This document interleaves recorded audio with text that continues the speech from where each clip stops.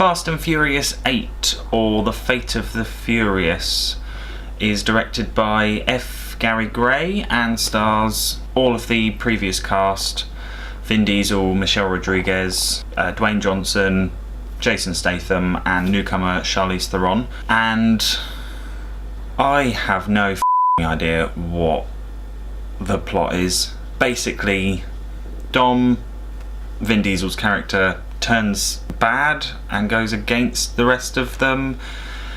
Charlize Theron is some hacker, and there's lots of explosions and car chases and a submarine.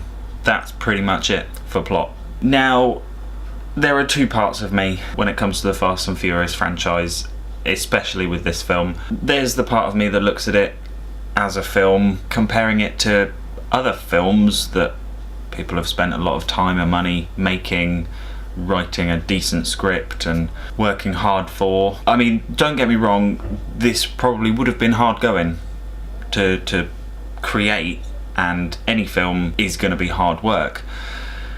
But then there's another side of me that just looks at this as turn your brain off, just watch it, enjoy the bangs and the cars and the stuff that's happening, and just don't think about it. And that part of me absolutely loved this film. I did have a lot of fun with it. It was just a thrill ride. It was fun, there was explosions, it was funny, and it was exactly what you come to expect with a Fast and Furious film. The other part of me hated this film. It is bonkers. It's completely ridiculous. No, I wasn't expecting an Oscar-worthy film. I wasn't expecting an Oscar-worthy script or performances, but this film just blew my mind with how ridiculous it is. I mean, I'd even go so far as saying that Sharknado is more grounded than this film. There is pretty much no plot. They try at a plot, but there's no plot. There is no character development. There are barely really any characters, to be honest. They're just shells or punching bags. But it's a stupid fun film, and I didn't expect anything else from it, really. I wasn't expecting much. Just kind of wanted to turn my brain off, and it worked. I will say that the direction of the action scenes is actually pretty decent. It's quite spot on what the director has done, and there have been, I mean, pretty much the last couple of films have had great direction.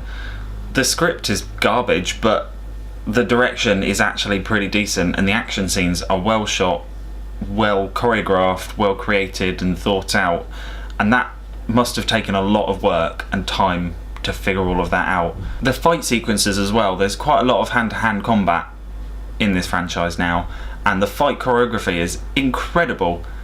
It does look like sometimes it's sped up a bit, but the choreography itself is actually really spot on, and it just looks awesome. There is one scene in this film which stood out above everything else, and I'm not going to spoil it.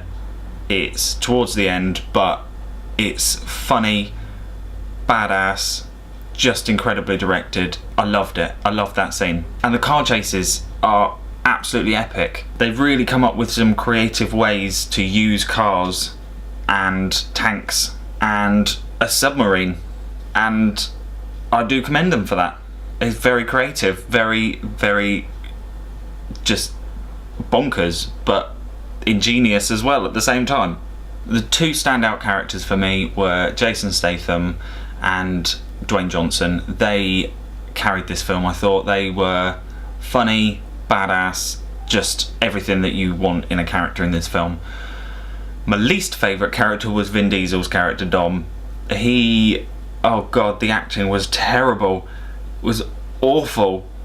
And he's a main focus of this film. And just, the dialogue was bad. And his delivery of that bad dialogue was terrible. I think I need to remind you why you chose to be here. I got no choice! There's one moment where he yelps, and it's just some weird noise that comes out, and it just, I mean, I've never laughed so hard at a film at times that weren't meant to be funny. I think it was meant to be serious, and I feel like Vin Diesel was taking it too seriously, whereas Dwayne Johnson and Jason Statham just knew what it was and they just went with it, and that's why they stood out. Vin Diesel was taking it a little bit too seriously, I think. This film was missing something. It wasn't as good as 6 or 7 in my opinion, and I do think that that is Paul Walker. Unfortunately, due to the tragedy that happened, they weren't able to have him in this film, but his character is sorely missed in this film, I think, and he kind of towed the line with being serious and also knowing what the franchise is, and I think his character held everyone together in this weird, completely crazy, logic defying, physics defying world. But I do think it was an enjoyable film. If you like cars, if you like explosions, if you like the previous Fast and Furious films, you will probably like this film. It's got more explosions than a Michael Bay film. It's just absolutely mental. It's just bonkers. That's the first word that comes to my mind, is bonkers. Completely bonkers. If I'm looking at this from a film, I've got a scoring system. When I watch a film, I've got a way that I score each film so that it's not just plucking a number from my head, and if I'm doing it that way, I would give Fast and Furious 8 49 out of 100, which is a D, but it. I don't think it's meant to be scored that way. It's not meant to be looked at as a proper film. It's just mindless entertainment, and so gonna give it 7 out of 10, or a B, or I don't know, good, thumbs up, go and see it if you enjoy that kind of thing. I don't really know what I've just watched, but I had fun.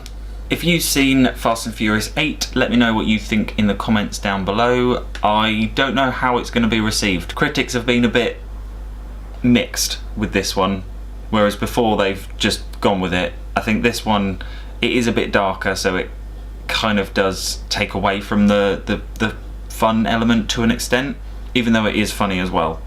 It's a weird one. It's weird. But let me know if you've seen it, what you thought of it in the comments below, and as always, thanks for watching. I will see you very soon. Bye.